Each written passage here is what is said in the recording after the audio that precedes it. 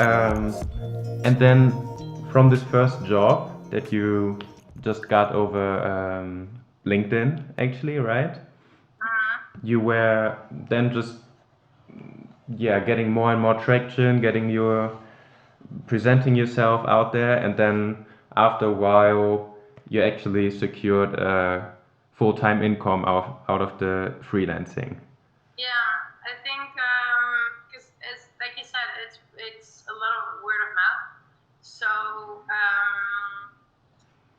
if you have a job that you did a good job, then obviously they tell their entrepreneurial friends and everything. Yeah. Um, but I suggest if you can just take it slow at the beginning, or at least that's what worked for me, because I, like I said, I had no idea what I wanted to do, and I feel Yeah. like a lot of not just freelancers, but a lot of companies are like this, where they Yeah. start out with an idea and then sort of change their idea because Yeah, yeah, yeah, of course. there's no way to know what your audience or um, yeah, what people really want. So for me, I started out just trying out and then see what was the need, what was the pain point in the market, and then Mm. tailor your needs, like, and what you're good at and everything, especially when you're just starting out, when you're young like we are. Um, then you always change a bit, so you always alter your services to both the need and what you're good at, and that's just trial and error. So start out slowly, just have a few, and then slowly get better. So for Mm. me, for example, I realized that I really just wanted to work with social startups. Yeah. So startups that somehow have like do something good. And through that, I came into contact with a lot of VCs that focus on those companies. Mm.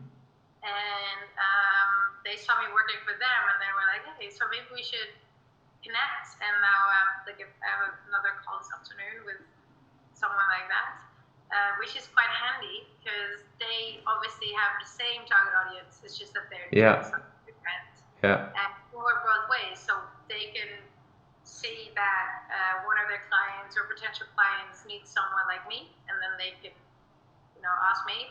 And it also goes the other way around. So if I work for a company that needs funding, I could go to them even just for advice. Yeah, another tip from the same book. It's like never ask for money, but more for their advice, and Yeah. keep giving because you never, like, without wanting something in return. Just keep on giving, and then good things will happen. So it's like Mm. it's very cliche, but it really works because I try Yeah. to help them and connect people wherever I can, even though it doesn't do anything for me. But Yeah. somehow you somehow often get that back. Yeah, yeah, it's interesting that you say it doesn't do anything for you because I saw a interesting video. I can also link that in the description if I still find it. And there's a guy, and he developed a theory that people think, which is based on why people think they are lucky. And because when you do a lot of things in the beginning, you will forget about most of them. But most of those things have an effect. But the effects don't show immediately, they just show after a long time. So after a long time, you have all the effects, but you remember um, you don't remember most of the causes. And I think that's, yeah, especially when you're self-employed, that's a really important concept of your life. Yeah, yeah, it's interesting. But I mean, just obviously don't overdo it. I think that what also forgot to mention that, but very important. I worked for free for some companies, Yeah. uh, just because I really believed in their concept, and I was like, I mean, I don't know if I can ask money for this, so I'll just do it anyway. I'll help Yeah. them, and not only did after they got funding, they wanted to hire me and they wanted to pay for my future job, Yeah. but that sort of gave me experience. So compared to work for charity, for example, but then learn from doing and then build up experience, and then you can still show to future assignments and the paid assignments. Yeah. Did Yeah. that? They don't need to know that you did that for free. Yeah. But that's That's very true. nice. Yeah. Yeah. I think a lot of people also focus on they're a bit scared of whether they can pay their bills and everything. I guess if you're young, you don't really have a lot of. So like That's true. Yeah, have that's to move true. in with your parents again. So what? Yeah. Yeah, I wanted to ask about that as well. How much time would you um, suggest from starting out as a freelancer to actually supporting your own life with it?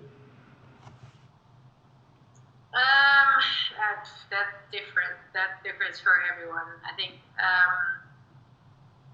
one, it depends on what you earn, on what you spend, or where you live.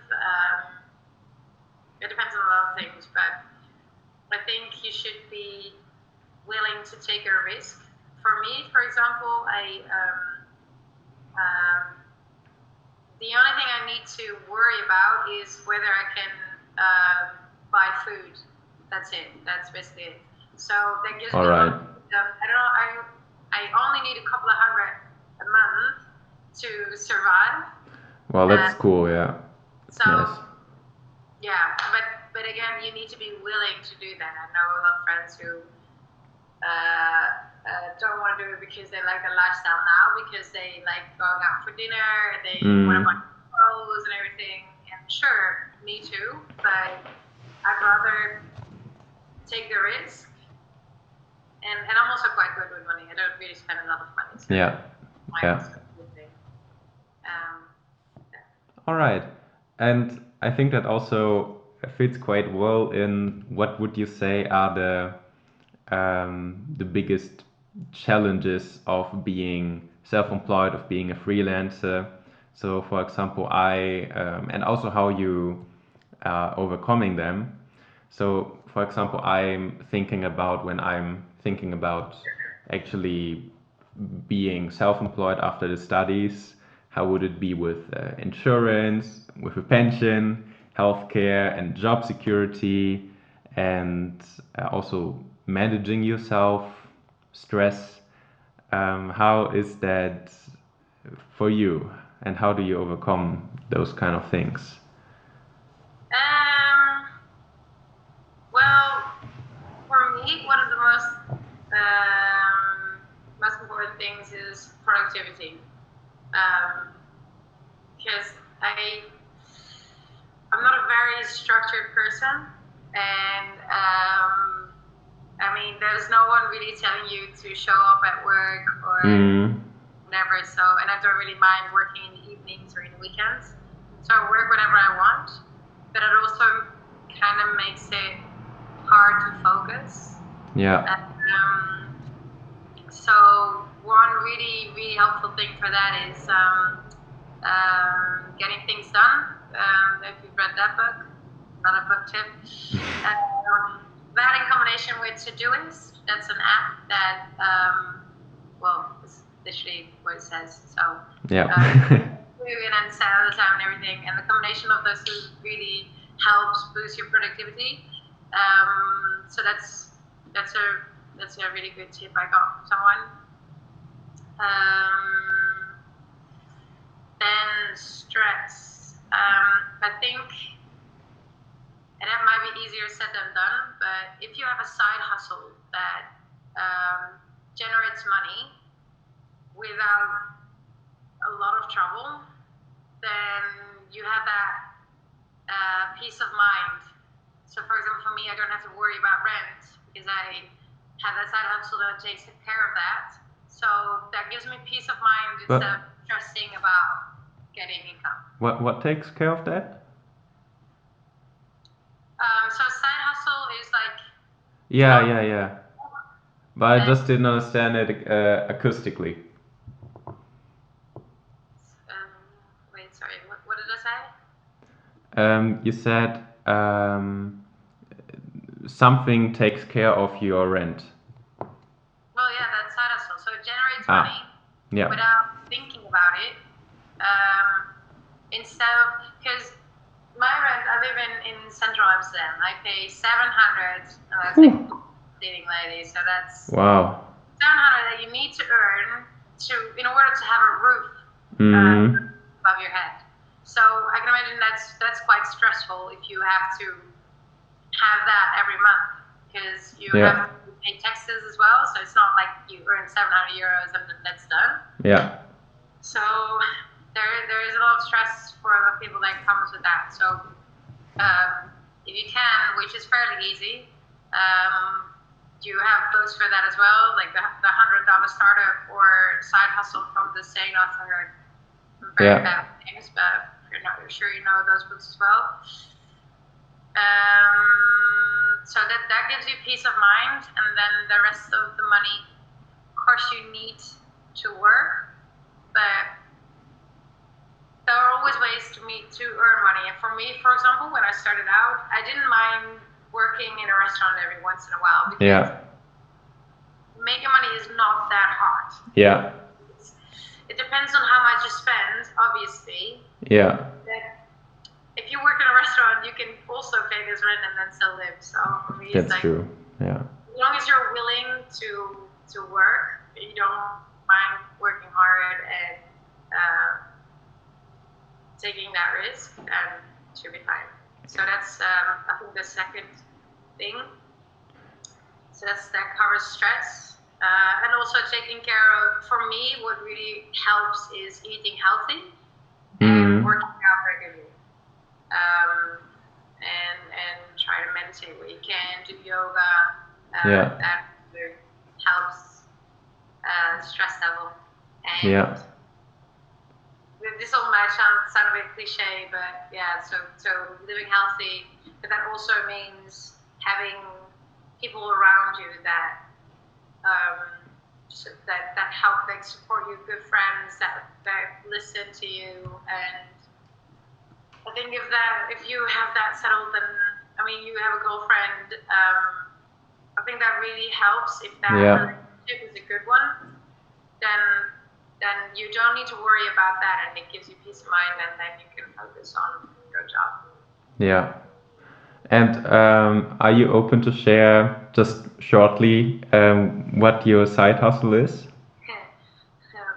Well, I bought a house when I was 22, and I Oh, have yeah, I still love that, so that's very easy.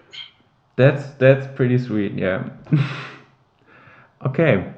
And as the last part of the interview podcast, I wanted to ask why you should choose for freelancing instead of a 9 to 5 job. I mean, we already spoke about it a little bit, but to give some more statistics, over the half of freelancers say that they would not take a traditional job for any kind of money.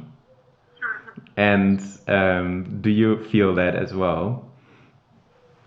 Yeah. Um, I think for me, because I don't do it for the money. I didn't start out freelancing because of the money. Mm. I did it because of the freedom you get. And like we said before, I think yeah, 40 to 50% of your job description, if you work for a full-time job, is not necessarily what you want to do. It's just execution. Mm. And you don't really have that with freelancing. Yeah. So I don't know. It's just two completely different worlds. And we also discussed, a lot of people are fine with a 9 to 5 job and they hate the insecurity Yeah, that's and true. the things that freelancing brings. So I guess it depends on the person.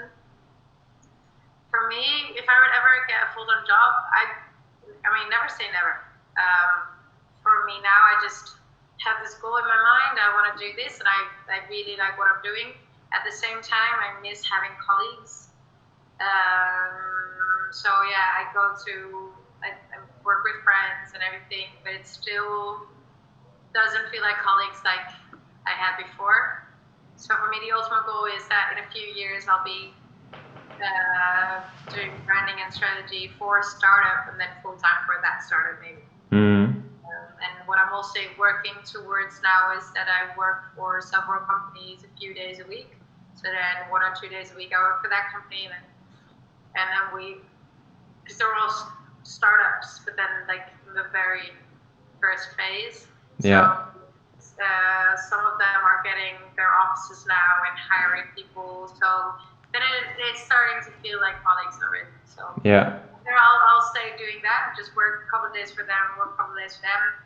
Or eventually, if one of them grows bigger or if I get a new one, then I want to work full time there. But then again, it would be for a startup where I would make up my own job description rather than apply for one and then I get the job. Yeah, that's true. That's also my biggest why I am so intrigued about it, because you can just fit it in your own interests in your own life and not the other way around. Exactly. And yeah, based on that, would you say that there are actually any big differences in terms? I mean, of course, it's a lot more flexible and a lot less steady, but would you say there are general differences that you can really see in terms of working hours, but also in terms of a salary? Yeah, definitely. Because I mean, you have to earn more as a freelancer.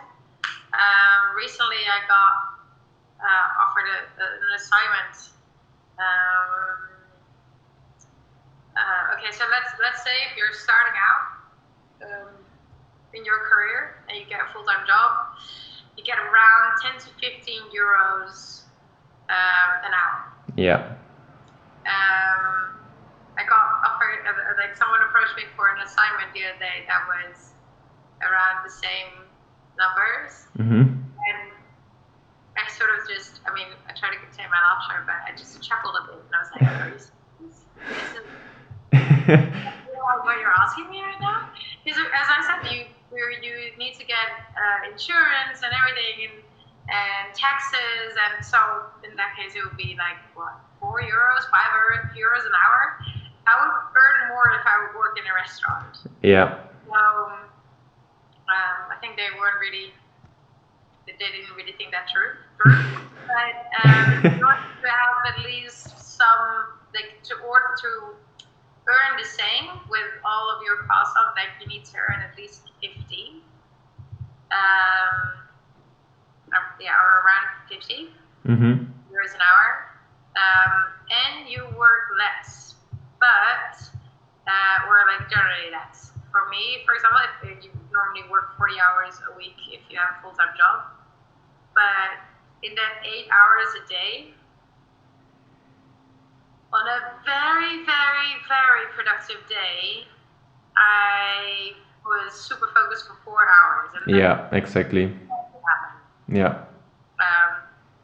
The rest of the time you need to spend answering emails or doing things that you don't really think about. But that being for me, maybe it's me not having focus. But yeah, so that's how the full-time job is. So if you calculate it, then you're not being that productive in the 40-hour work week. So now as a freelancer, I never work 8 hours straight. I just work a few hours and then either go to the gym or something, and then work for a couple of hours again. So you need to be more. So you work less, but you're more productive. So you get around the same things done if you work, let's say, 15 to 20 hours. Yeah. Yeah. Of course, again, herein I know other people who do work 40 hours and they're productive for 40 hours. So imagine the work they get done. Yeah, but it's also again because you're making your own hours. Because Yeah, not everyone feels productive at 10 in the morning, but maybe at 9 in the evening. yeah, exactly. And yeah, I think that's a big, Yeah, um, it's a big yeah. plus. There's a big difference there, and like I said, you need to ask more because I said like it's starting at 50. If you are less than 50, then well, I wouldn't say it's impossible, but it's less likely you pay your bills, or you just have to work harder. So and Mm, a lot of people ask 100 euros an hour. yeah. So yeah, But then you also have to see that you could consider all the networking, all the yeah, answering mails, all that kind of stuff also as some kind of work, of course. yeah, yeah. Yeah. That's true. That's true. Because I do think that yeah, you and I, right? Because you would account that as working if you would have a full-time job, if you would have to Yeah. have a work event from your boss. Whereas now I just don't really see it. Yeah.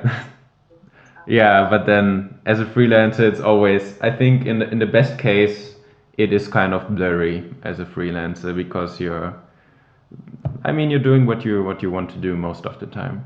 most of the time. And as a final question, connected to that, I wanted to ask, do you actually ever really um, take the time off your your freelancing? Because you told me about some holidays you went on now recently, and I could imagine it's also difficult to really set the border then, because you also think, oh yeah, if I just work like 5 hours, I could still make some nice money this week. And how is that for you? Uh, yeah, I didn't stop working. Yeah. Stopped one when I was going on holiday so that they know that it takes longer to reply. But so I remember my flight left at 7 in the morning on Friday, and like I said, I was visiting my parents, and Mm. they needed me to bring all these things, and they paid for my flight ticket as well. So I Mm-hmm. couldn't really say no. But eventually, my bags were packed with their stuff, so I couldn't bring my laptop. So the only thing I had was my phone. And Yeah. it was 7 in the morning, and I was at Schiphol, and I was still working from my phone. Like I built a stack and worked from my phone Yeah. for about an hour, and then in the plane again working on my phone.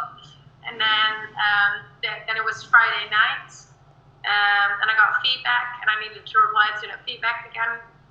So then it was 10:30 or something, 10:30 on a Friday night, Mm. holiday, and I was still working. Mm. And I could have easily not answered or like answer on Monday or Saturday, but Yeah. I enjoy it so much that I'm happy to do it, and I want to do it now rather than. Yeah.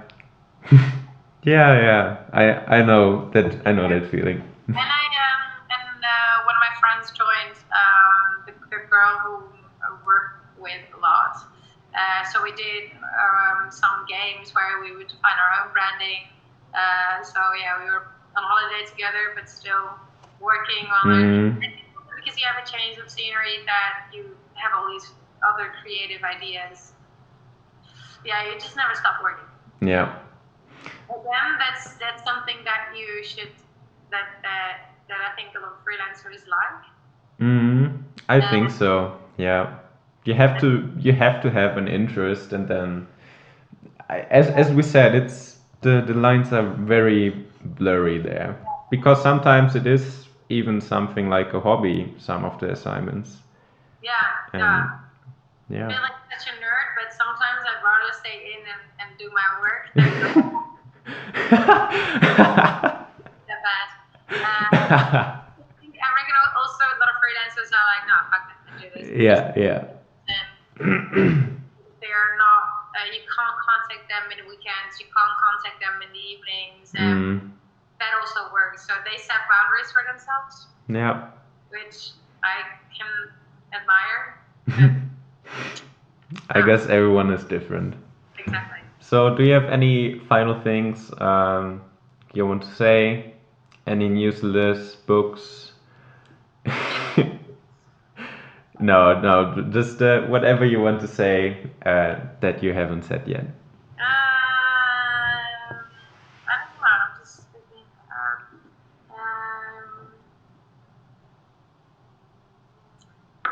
Um, I guess it's just if you really want to, then there's loads of information online. Personally, I'm quite resistant towards courses and studies, and I think there are loads of jobs where you actually need them, obviously. There's just so much information to find online. Yeah. Or go to meetups that it's very easy to educate yourself, whether it's in online marketing or developing or I don't know, I'm guessing lots of things. So if you think you're interested in a subject, just try to learn everything about it, whether it be via blogs or newsletters or TED Talks or anything. So I guess that's one thing, and then see what you like, and then don't be afraid to dig hard to see who you are and what you really like, because it sounds easy, but it takes hard work to find out what you want to do. And even though I love freelancing, I think it's good that I worked for companies first, so that you know what you want, what you like, and what you don't like. Yeah. Because that might be one of the big lessons. What I've learned in those 2 years. It's just see what you like and what you don't like, rather than the actual online marketing stuff. Cool. Great. Then thanks a lot for joining me and for all the great insights. Oh, do you have any other questions? No, we're done.